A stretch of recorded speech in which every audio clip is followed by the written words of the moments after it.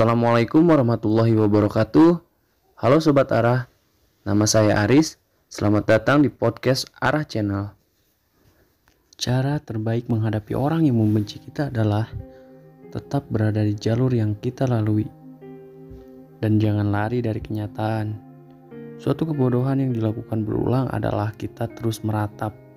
Kenapa ada orang yang tidak suka kepada kita? Kenapa hater harus lahir ke dunia? Kenapa aku tetap dibenci meskipun aku telah melakukan hal terbaik kepada orang, bahkan sebuah pengorbanan besar? Itu adalah suatu ketololan yang mengerikan. Ada yang sampai bunuh diri saat dibully. Jika kamu menonton sinetron tentang orang-orang berkonflik, biasanya tokoh protagonisnya akan menang di akhir cerita. Hater terpuruk. Sementara peran yang kita mainkan sekarang bukanlah peran pura-pura, tetapi kenyataan yang perlu kita hadapi untuk survive. Nah, untuk menghadapi orang yang membenci kita, tidak suka dengan kita, harus dengan cara yang elegan, inspiratif, produktif. Syukur-syukur bisa menular dan mengubah cara pandang para hater tersebut. Tidak perlu frontal, yang justru akan menyebabkan persoalan yang menjadi berlarut-larut dan tidak akan pernah selesai. Nah, berikut ini adalah cara praktis yang bisa kamu lakukan untuk menghadapi orang-orang yang membenci kamu. Yang pertama adalah hindari konflik. Hal-hal yang bersifat konfrontatif hanya buang-buang waktu. Melayani hater baik di medsos maupun di luar sana tidak akan pernah selesai. Seperti api yang kamu padamkan dengan bensin, tidak akan pernah padam. Jika kamu seorang muslim, maka Quran mengajarkan, selesai suatu kerjaan, kerjakanlah hal lain, dan kepada Tuhanmu lah kamu berharap. Banyak hal produktif yang bisa kamu lakukan untuk membuat hidup ini terasa lebih sehat dan menyenangkan bersama orang-orang yang menyenangkan pula. Menghindari konflik itu bukan berarti kita pengecut atau kalah. Justru sebaliknya, kita mengalah untuk menang.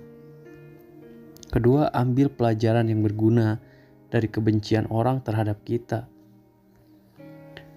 Selalu ingat, ada hikmah pada setiap masalah, termasuk menghadapi hater, pembenci yang selalu tidak suka dengan kita ini. Di antaranya kita bisa jadi lebih kuat dalam hidup karena mampu mengendalikan diri. Kita tidak mudah terbakar emosi, tersulut amarah, dan terbebas dari kecemasan. Orang yang kuat itu bukanlah orang yang berotot dan memiliki kekayaan. Tapi orang yang kuat adalah siapapun yang ketika dia ingin marah, dia tidak jadi melampiaskan amarahnya. Itu adalah orang yang kuat yang sesungguhnya. Yang ketiga, tetap fokus pada kesibukan dan pencapaian untuk masa depan. Hidup hanya sekali dan siapapun pasti ingin bahagia di dunia ini. Dengan memperjuangkannya dari awal kehidupan, kembali lagi merujuk kepada kalam ilahi di atas. Setelah selesai suatu urusan, kerjakanlah hal lain. Tidak ada waktu untuk kita membicarakan aib orang lain, termasuk menanggapi hater yang sejak zaman Nabi hingga selebriti selalu ada. Katakanlah, untuk menguji kita secara mental maupun spiritual. Kesuksesanmu lebih penting dan waktu bagaikan pedang melibas siapapun yang menyia-nyiakan kesempatan. 4. Introspeksi. Coba lihat lebih dalam ke dalam diri kita.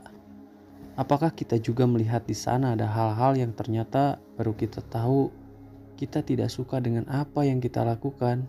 Adalah sebuah keberuntungan dengan adanya hater ini.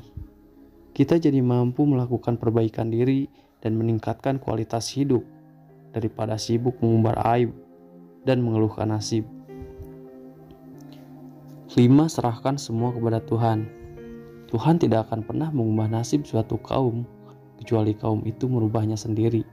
Ketika kita berikhtiar untuk menyelamatkan diri dari keburukan diri sendiri, maupun dari keburukan orang lain, Tuhan akan membantu kita menghadapi orang-orang yang tidak suka dengan kita. Berakhlak yang baik secara terus-menerus kepada siapapun, bahkan bisa menjatuhkan para hater. Mereka bisa saja berubah jadi baik dan bisa menjadi teman. Hanya Tuhan yang mampu membolak-balik hati manusia. So, itulah 5 cara menghadapi orang-orang yang membenci kita dengan elegan dan tanpa perlu frontal.